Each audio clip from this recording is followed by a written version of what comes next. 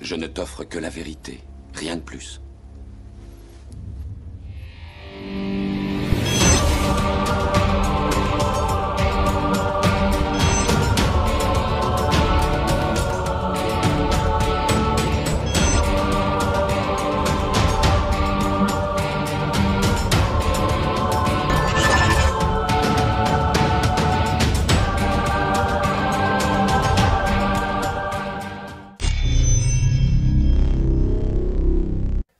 Bonjour à tous et bienvenue dans ce nouvel épisode de la Pilule Verte numéro 9. Aujourd'hui, nous allons étudier les grandes migrations nordico-occidentales vers la Méditerranée.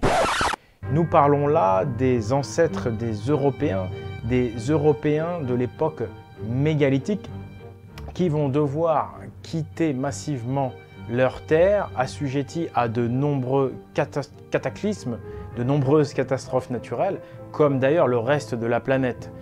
Mais l'Europe, dans sa moitié nord, a un inconvénient supplémentaire, c'est que le refroidissement climatique va les assujettir à une glaciation.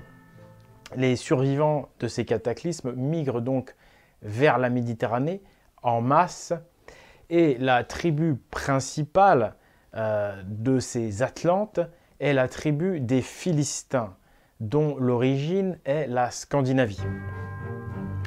Ces Atlantes, nommés comme ceci par Platon, sont les peuples de la mer dans l'histoire officielle, que l'on nomme également Péleseth, Péleste dans les textes égyptiens, nom qui leur vient justement de la tribu principale des Philistins. On retrouve également les peuples de la mer sous le nom de Pélage. Quant au nom de la Palestine, il vient de Péleste. Péleste, Palestine. Palestine est également liée étymologiquement au mot philistin. En effet, encore aujourd'hui, savez-vous comment est-ce qu'on dit Palestine en arabe? Philistin. Philistin. Les Palestiniens sont-ils des descendants des Philistins et donc des Atlantes? De plus, les Philistins viennent de Scandinavie, donc à l'époque de 1200 avant Jésus-Christ, lorsqu'ils arrivent, on les appelle carrément les Hyperboréens. Ce sont des marins de type nordique. Au premier abord, ils n'ont pas grand-chose à voir avec les Arabes palestiniens. L'étymologie du mot Palestine ne peut pas suffire pour entériner l'origine des Palestiniens arabes. Donc au premier abord, on a envie de dire non, et d'être d'accord avec cet article de Europe Israël.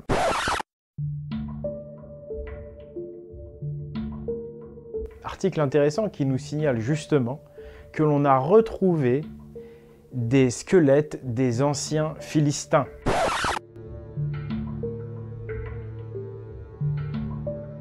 Oui, on a retrouvé des squelettes des anciens Hyperboréens qui ont débarqué en Palestine. Or, cet article nous précise bien que ces individus sont grands de taille. Ils sont même très grands et ils correspondent donc parfaitement aux descriptions de la Bible qui décrit les Philistins comme étant des Goliaths. Et on peut donc évoquer le fameux combat entre David et Goliath. Je cite: « Plus le temps passe et plus les récits bibliques reprennent vie grâce à l'archéologie. Ainsi, le peuple de Goliath vient d'être découvert dans la ville d'Askelon. Ce peuple s'appelait les Philistins, ils n'étaient pas arabes, ils étaient grands et relativement sophistiqués. Ils ont disparu en combattant Israël. » Donc les Philistins sont bel et bien relatés dans la Bible sous les traits de Goliath. Et je suis d'accord avec l'auteur de cet article d'Europe Israël pour dire que les Philistins de l'époque n'avaient rien à voir avec les Arabes palestiniens d'aujourd'hui. La taille de ces squelettes confirme que les Philistins, les Atlantes, étaient bien des personnes de type nordique, puisque les personnes de type nordique sont réputées grandes, et encore aujourd'hui, les Nordiques sont parmi les plus grands sur notre planète.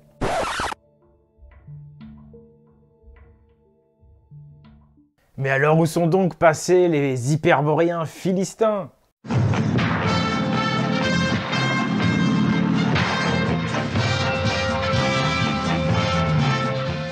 Ils auraient disparu. Où sont-ils, ces Hyperboréens? Eh bien, là encore, dans cet article, nous sommes très bien renseignés. Les Goliaths, comme ils les appellent, auraient donc bel et bien disparu en affrontant le peuple d'Israël. Et effectivement, le mythe de David contre Goliath est sans équivoque. David parvient à vaincre Goliath. Les Hyperboréens philistins auraient donc disparu en combattant les Israélites. C'est une opinion possible, mais il y a également une autre possibilité. Et si les Hyperboréens philistins ne s'étaient pas mélangés avec d'autres tribus locales, des tribus non européennes, et le résultat aurait été donc ce qui seraient potentiellement devenus aujourd'hui, c'est-à-dire des Arabes palestiniens. Dans ce cas, ça voudrait dire que les Arabes palestiniens d'aujourd'hui auraient toujours dans leur ADN la trace d'ancêtres hyperboréens, d'ancêtres philistins, et ce qui serait assez logique, et ce serait pour cela qu'ils auraient gardé le nom de Palestine. Mais il suffit donc de faire ce test ADN sur les squelettes datés d'il y a 3000 ans, ces squelettes de Philistins, et de le comparer avec l'ADN des Arabes palestiniens d'aujourd'hui.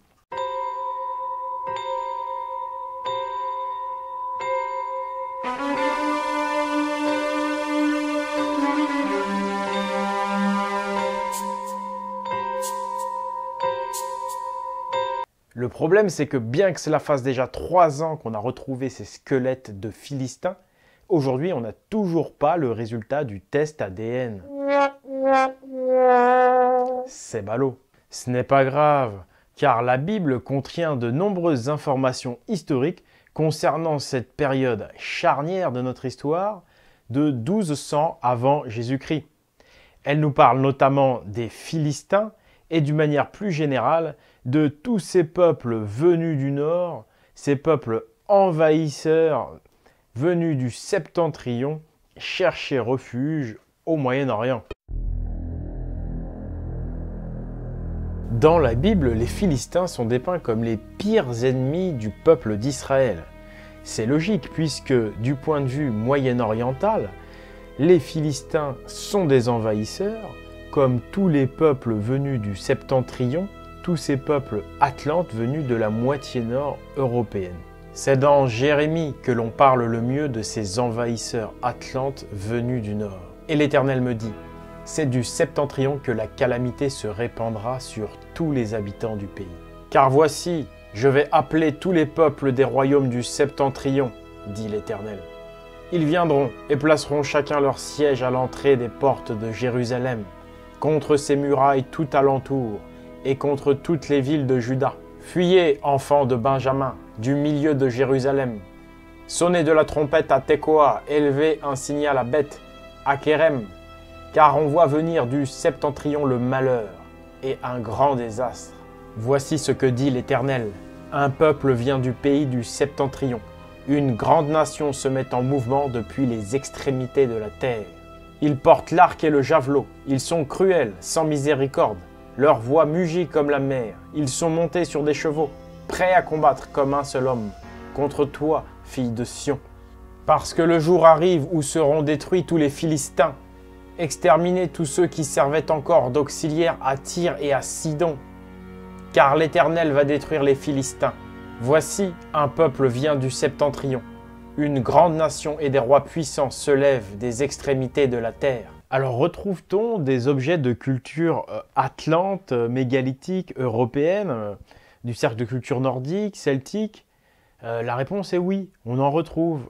Et pour ça, je vous renvoie à l'épisode numéro 4 de la pilule verte, où j'ai traité de ces découvertes archéologiques. On a retrouvé notamment en Israël cette gravure d'un guerrier atlante avec casque à cornes, mais globalement, on a retrouvé très peu d'objets de culture hyperboréenne, et notamment le centre de cette culture, le symbole principal, le fameux arbre sacré, ou symbolisé par une colonne, la colonne d'Atlas, qui symbolise l'axe du monde, le pilier du monde. Bref, très peu de culture hyperboréenne véritablement, parce que l'arrivée de la religion monothéisme et la conversion au monothéisme va opérer un changement culturel en profondeur qui ne laissera aucune trace de l'ancienne culture traditionnelle venue d'Hyperborée. Et l'on comprend mieux quand on lit le Deutéronome qui est tout à fait clair à ce sujet.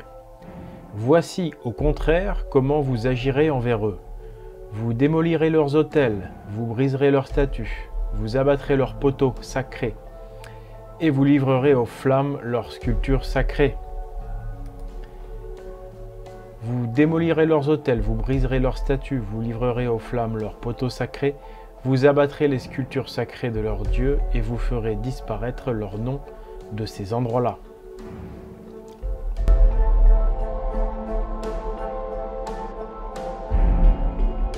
Mais alors, qu'en est-il des autres tribus atlantes?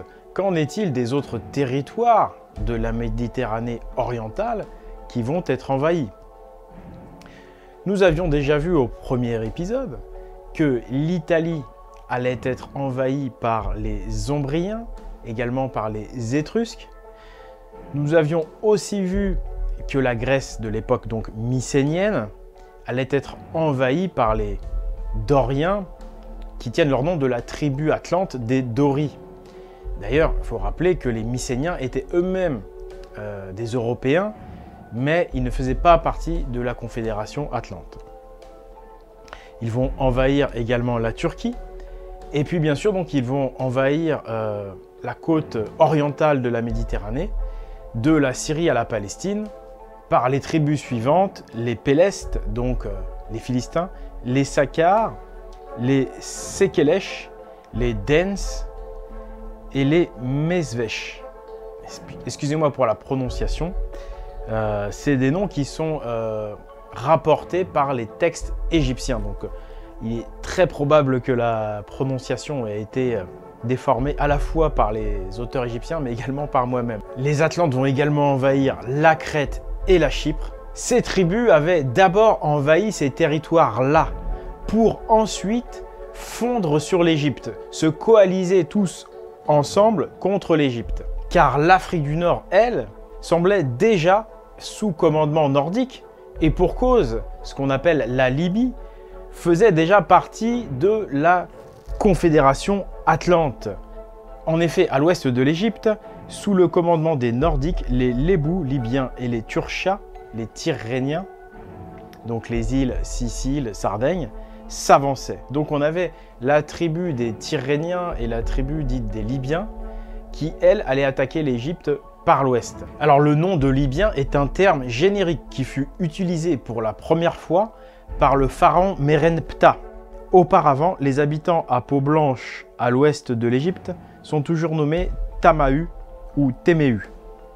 Il n'est pas facile de déterminer si les Libyens sont une population entièrement nouvelle apparue en Afrique du Nord à cette époque, ou si le nom des Libyens n'est qu'un nouveau nom attribué à un peuple installé dans ce pays depuis des millénaires déjà. En tous les cas, ces deux peuples, les Tamahu et les Libyens, comptent aux yeux des Égyptiens, donc aux yeux des pharaons qui ont rédigé les textes, ils comptent au nombre des peuples de la mer du Nord.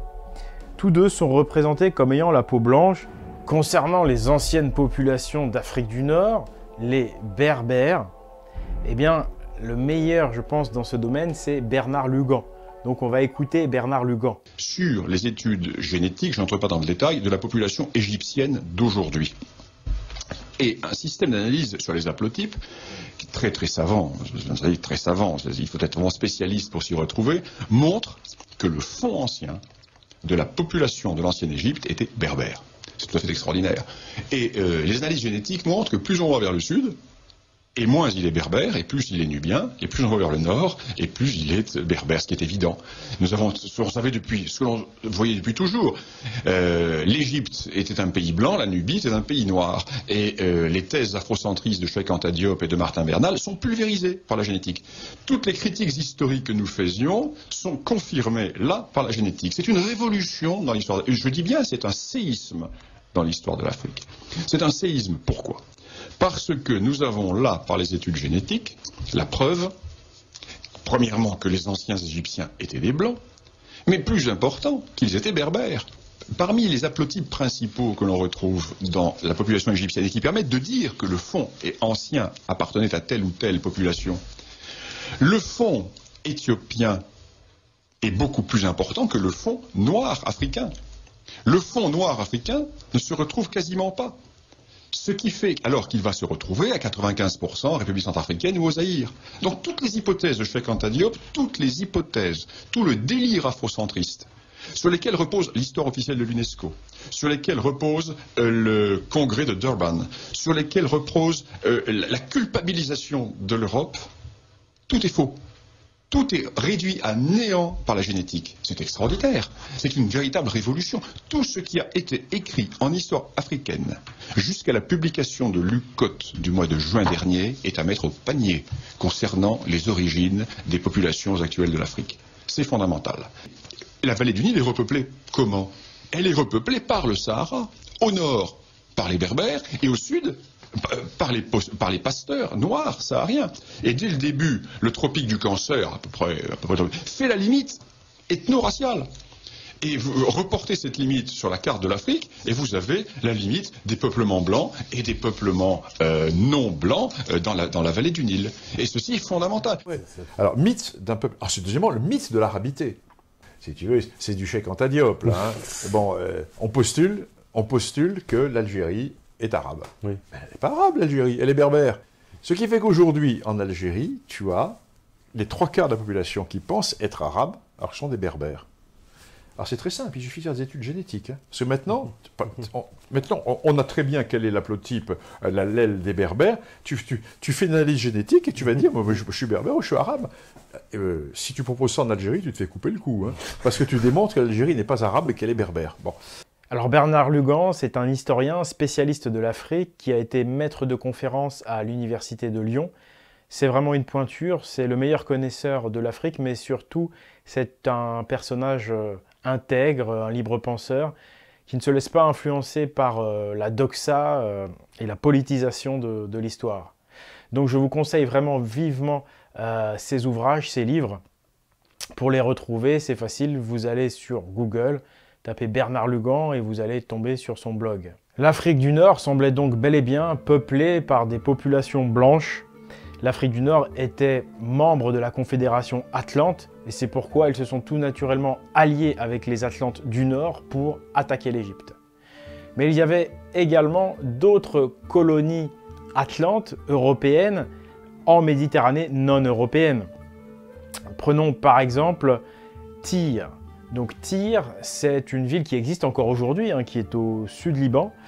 La nation phénicienne que l'on voit ici va naître en 1200 avant Jésus-Christ. Suite à l'invasion des Nordiques, la tribu des Saccars nordiques va se mélanger avec la tribu locale des Cananéens pour former le peuple des Phéniciens. Mais Tyr, c'est un très ancien comptoir atlante. Hein. C'est un comptoir qui doit remonter à plus de 2000 avant Jésus-Christ, un immense comptoir atlante, un port maritime. Je pense également au territoire que l'on a appelé la Galilée. Alors pour ça, je vous renvoie à l'épisode numéro 4 de la pilule verte, puisqu'on retrouve en Galilée des tas d'artefacts archéologiques celto-nordiques. Je pense également à la Turquie, où il me semble qu'il y avait également une colonie atlante. Mais c'est vrai que dans tous ces cas, ça restait minoritaire. Les Atlantes étaient minoritaires sur des continents où ils étaient entourés de peuples autochtones différents d'eux. Je rappelle que les Mycéniens, donc ceux qui vont être attaqués par les Atlantes du Nord, les Mycéniens étaient déjà des Blancs, mais ils ne faisaient plus partie de la Confédération Atlante. Quant à l'Égypte, c'était un État multi-ethnique, cosmopolite, et parmi ces nombreuses ethnies, une ethnie d'origine européenne. Après une étude de 2017 de l'ADN de 90 momies royales de pharaons et de reines, il se trouve que leur haplogroupe ADN est hyperboréen. On sait maintenant que l'ADN des pharaons et des reines de l'ancienne Égypte était un ADN européen, avant même donc les invasions de 1200 avant Jésus-Christ, bien avant la création de la nation phénicienne. Il faut savoir que l'Égypte de cette période, d'environ 2500 jusqu'à 1200 avant Jésus-Christ, commerçait beaucoup avec les Atlantes. Ils avaient vraiment des relations très proches. On le sait par les textes des pharaons. On sait notamment que les pharaons importaient d'importantes quantités d'ambre. Vous savez que l'ambre, c'est cette matière prisée à l'égal de l'or pendant cette période de l'âge de bronze. Et donc les Atlantes qui extrayaient cette substance directement de la terre, hein, donc une substance naturelle à la base, qu'ils extrayaient et qui donc ils revendaient de par la Méditerranée. Et l'Égypte et les pharaons, c'était sans doute leurs meilleurs clients. Donc les Égyptiens et l'Atlantide avaient vraiment des relations très proches. Cela ne les a pas empêchés malheureusement de se livrer une guerre à mort. Mais encore une fois, il convient de rappeler le contexte de l'époque. En 1200 avant Jésus-Christ, les gens ont du mal à conscientiser, hein. C'est vrai, mais il y a eu des catastrophes, des cataclysmes tellement épouvantables que tous les peuples de la Terre se sont retrouvés en mode survie. Les Européens étaient affamés, rejetés en plus par la glace, en plus de tous les autres problèmes. Et donc, c'est pour nourrir leur famille, c'est pour nous manger, c'est tout simplement pour survivre et manger. Ils n'avaient pas le choix, c'était devenu chacun pour soi. Avant d'aborder la dernière partie de cette vidéo, je voulais vous rappeler la nécessité du financement participatif pour créer ces vidéos. Donc si vous voulez soutenir mon travail, ça commence à partir de 1 €, il ne faut surtout pas hésiter. C'est sur le Tipeee de l'Esprit Viking. Voilà, Tipeee de l'Esprit Viking, le lien sera dans la description de la vidéo. Et puis, je tiens une nouvelle fois à rappeler l'immensité de cette œuvre, le livre de Jürgen Spanut, Le secret de l'Atlantide, parce que, encore une fois, dans cette vidéo, je m'appuie pas mal sur ce livre, et je tiens à rappeler que ce n'est pas que le travail de Jürgen Spanut, c'est surtout une compilation archéologique, une compilation du travail de nombreux archéologues. En fait, ce n'est pas qu'une seule source, ce livre. Ce livre cite des dizaines et des dizaines de sources, des dizaines de preuves archéologiques. C'est véritablement un dossier archéologique. Donc, c'est pourquoi j'insiste. C'est vraiment un livre exceptionnel parce qu'il il renvoie également à des tas d'autres ouvrages, des tas d'autres travaux.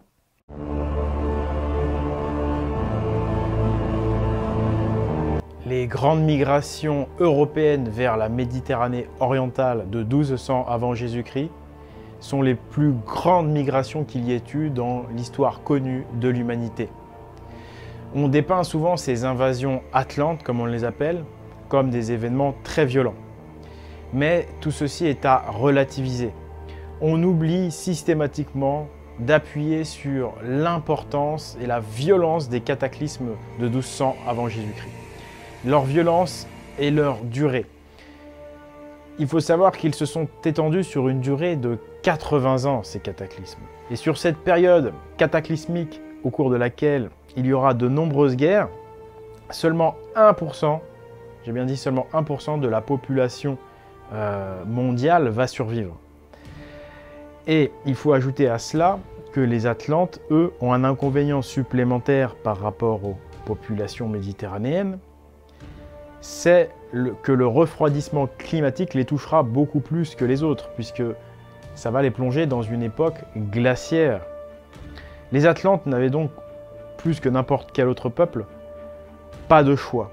Ils étaient vraiment obligés de migrer pour survivre, donc ces invasions n'ont pas été le fruit d'ambition territoriale, mais bel et bien de survie. C'était une question de survie pour les Atlantes, pour ces anciens Européens, que de migrer vers le sud.